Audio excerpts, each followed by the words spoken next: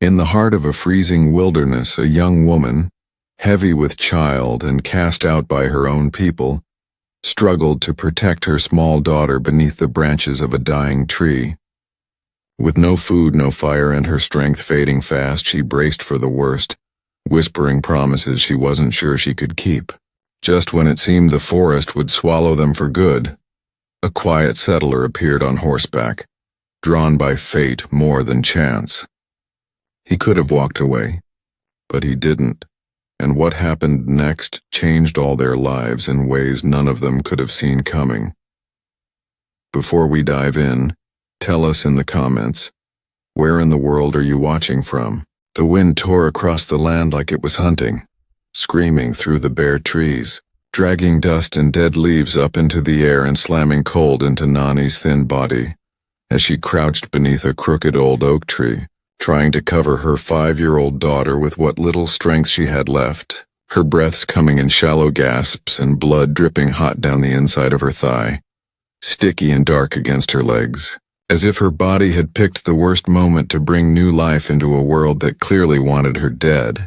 And the little girl, Ta, clung to her silently, her small fingers tight around Nani's waist, eyes wide, not with panic, but with that strange, quiet knowing that only children who've seen too much carry in their faces.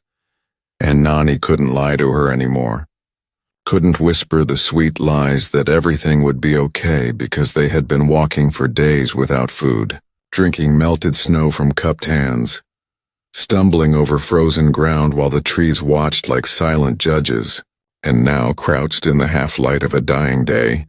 Nani knew she couldn't take another step, not with the contractions tearing through her belly and her legs trembling like reeds in the wind. And when she said, "They left us," it wasn't to Ta, it was to the sky, to the ancestors who had turned away, to the earth that had offered no shelter, because her tribe had called her cursed after her husband was found with an arrow in his throat and a whisper of blame on his lips. And they said the dreams she had were dark omens. They said she walked with ghosts, and when she grew heavy with child in a season of war and sickness, they chose to believe she was the cause, not the survivor, and so they cast her out without food, without a horse. Just her and her daughter walking into nothing. And now here she was, her hand shaking, her blade dull, her daughter still trying to understand why no one was coming back for them. And Nani wanted to scream, wanted to curse the world. But she held her voice because she knew the wolves would hear it too. And the air was too quiet, too still, except for the wind that never stopped blowing, and just when she thought it was over, when she slipped sideways in the dirt with her fingers clutched around her daughter and her vision going dark, the sound of hooves came slow and steady from the trees, not fast like a raid, but slow like someone curious or cautious. And Ta looked up first, her eyes locking on the figure that emerged from the shadows, a man on a horse, wearing a wide coat and a dusty hat pulled low over his eyes, a rifle across his lap, his face rough with beard and silence. And Nani didn't have the strength to run or fight, but her hand reached for the flint knife out of habit, even though she knew it wouldn't stop a man like him. And he sat there for a long moment, not speaking, not moving, just staring at her and the blood and the girl and the knife. And then he did the strangest thing. He climbed down, slowly, hands raised to show they were empty, and he said in a voice like gravel, "I ain't here to hurt you." And Nani didn't answer, didn't blink, just kept breathing like each breath was its own battle. And the man took a few more steps forward, his eyes flicking from her face to the girl to the blood between her legs. And he said, "You're going to die out here, both of you." And still she said nothing, but her grip on the knife loosened. And when the next wave of pain hit her like a flood, the blade dropped and she collapsed against the tree. And the man rushed forward and caught her just before her head hit the roots, lifting her up with strong arms, muttering a curse under his breath as he realized how much blood there was, how cold she already felt. And he looked at Ta and asked, "She yours?" And the girl nodded, silent, and he said, "Can you walk?" And when she nodded again, he said, "Then stay close."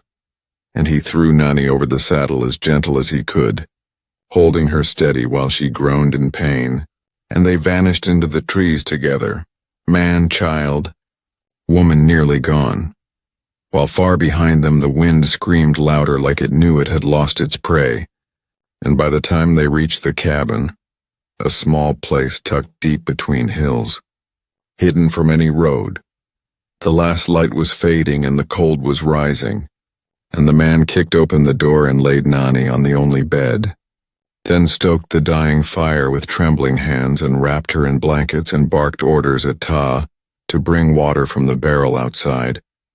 And when she did, silent and fast, he washed his hands and cut strips from an old shirt and whispered to Nani, "You're not dying here, not tonight." And her eyes fluttered open once, full of pain and fever, and she didn't speak, only breathed like she was trying to stay anchored to the world.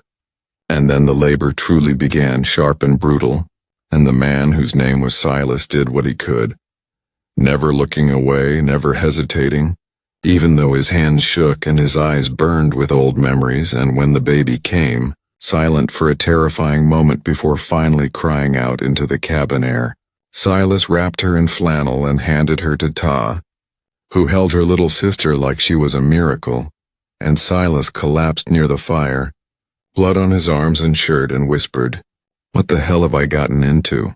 while Ta just sat beside her mother holding the baby, watching the flames and waiting for the woman who had always protected her to start breathing like herself again. And when morning came, with gray fog crawling over the hills and the fire burned down to embers, Nani stirred and whispered her daughter's name, and Silas was there in an instant, crouching by the bed saying, "You're safe. You made it." And she looked at him with eyes full of suspicion and something else, reluctant gratitude. And when she reached for the baby, her arms barely strong enough, Ta passed her over, and Nani wept as quietly as a leaf falls. And when she finally spoke, her voice was cracked but clear, "Why help us?" And Silas shrugged like he didn't know, then said, "Because someone should have." And that was the first thread of something fragile but real. And in the days that followed, while Nani slowly healed and Ta helped with chores and the baby slept curled in blankets by the hearth, Silas built them a bed of straw by the fire, offered broth and bread, never asked questions he didn't need answers to, and when Nani could stand again, he handed her a rifle and showed her how to shoot, not with the cold detachment of a soldier but like a man giving someone back their power. And when she asked why he was out here alone, he told her about the fever that had taken his wife and son and how he'd come west to outrun the grief. And she told him how her people had called her cursed and left her to die with her children, and the silence that came after wasn't empty.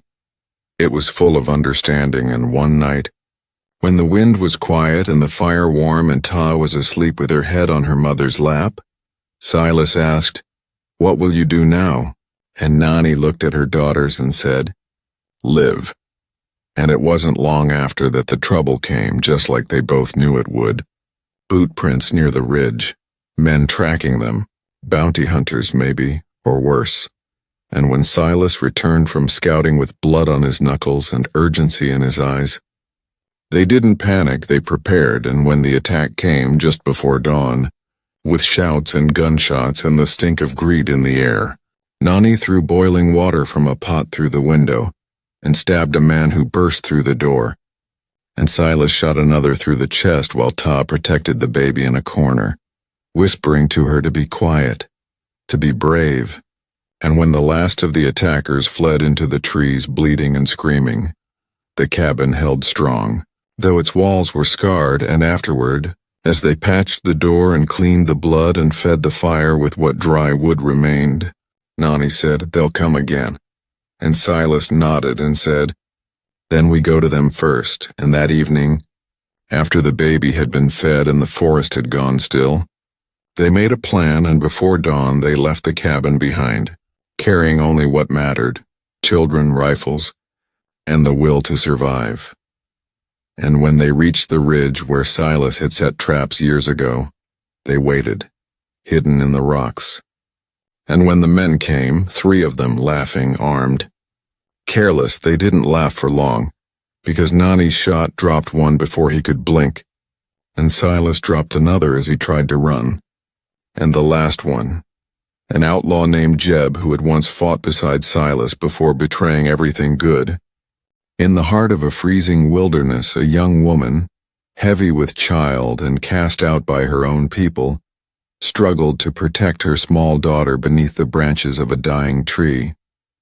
With no food, no fire, and her strength fading fast, she braced for the worst, whispering promises she wasn't sure she could keep. Just when it seemed the forest would swallow them for good, a quiet settler appeared on horseback, drawn by fate more than chance. He could have walked away, but he didn't, and what happened next changed all their lives in ways none of them could have seen coming. Before we dive in, tell us in the comments, where in the world are you watching from?